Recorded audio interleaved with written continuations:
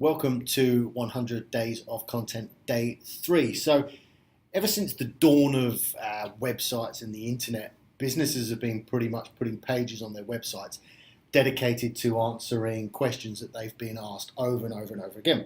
And they're all known to us as FAQs, and your website probably has an FAQ on it. And lots of websites that you go to have FAQs, and when you go and search information, you probably go and look for that FAQ page. It's gone beyond that now, and rather than FAQs just be a deposit for answers that you can't be bothered to give anymore, they really should be viewed as an active part of your content strategy. So today we're going to talk about day 3, which is Q&As. So for those of you in SEO would know a guy called Matt Cutts. Matt Cutts was one of the senior figures for Google's search algorithm. He used to get emailed questions every day, over and over and over again, a lot of them the same questions.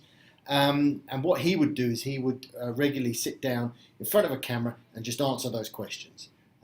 That was his way of producing content, and at the same time answering a lot of questions that people had.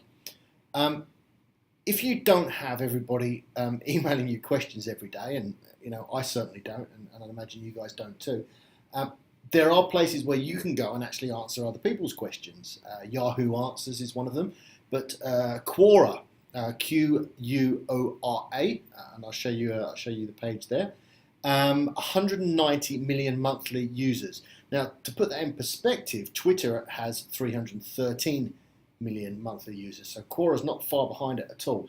You can get on there, you can answer questions, and when you answer those questions, you can provide a link back to a more detailed answer on your website or so on. The third option, if you don't have people answering you, emailing you, and you don't really want to go onto Quora, the third option is that a lot of people type full questions into Google now, and especially with voice search, which will become more and more prominent in the next few years, they're starting to ask things like Siri and all these Home Pods and Apple Pods that we're getting soon.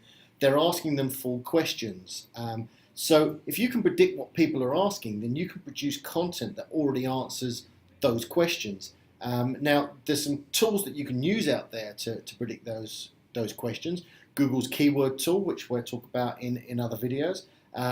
Google Trends is a really useful tool. But there's also a couple of other good websites. There's dozens of them, but a couple that I'll show you here.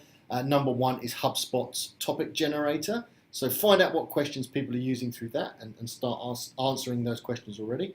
And the second one here is SumoMe's headline generator.